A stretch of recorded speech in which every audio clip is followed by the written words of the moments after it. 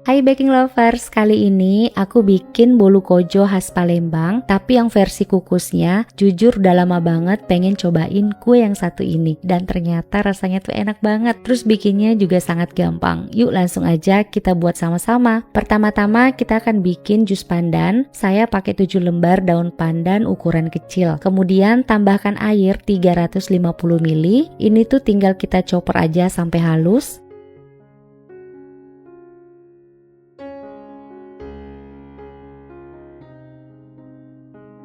Kalau udah selesai tinggal disaring. Nah, di sini kita butuhkan 300 ml jus pandan. Kalau udah tinggal kita sisihkan dulu. Untuk ngaduk adonan saya akan menggunakan chopper blender dari Idealife karena chopper ini memiliki aksesoris pengaduk telur atau pengaduk adonan kayak gini. Nah, tinggal masukin 4 butir telur.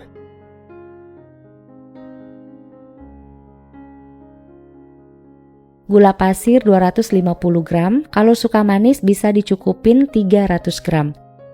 Kemudian garam 1 sendok teh, vanili bubuk setengah sendok teh. Tepung terigu kita pakai 500 gram, tepung terigu protein sedang. Saya masukin separuh dulu. Kemudian kita masukin jus pandan 300 ml.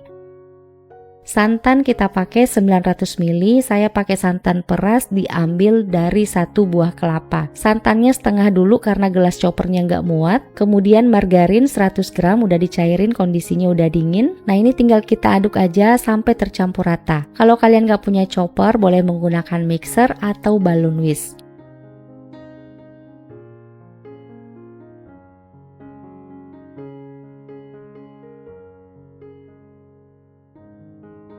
Kalau udah selesai jangan lupa disaring biar adonannya halus. Nah ini tuh hasilnya sebanyak ini.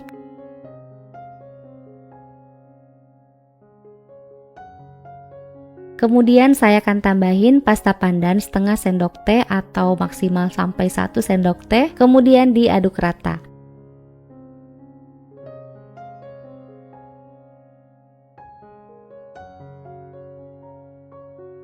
Nah ini sudah siap kita pindahin ke cetakan. Saya pakainya cetakan mini, sudah saya olesin dengan minyak. Nah sekarang kita tuangkan adonan, jangan sampai terlalu penuh. Untuk satu resep ini menghasilkan 22 biji. Kalau mau pakai loyang besar juga boleh banget. Nah kalau udah selesai tinggal kita kukus di panci yang sudah dipanasin. Kukus sekitar 40-45 menit di api sedang ke kecil atau sampai matang ya.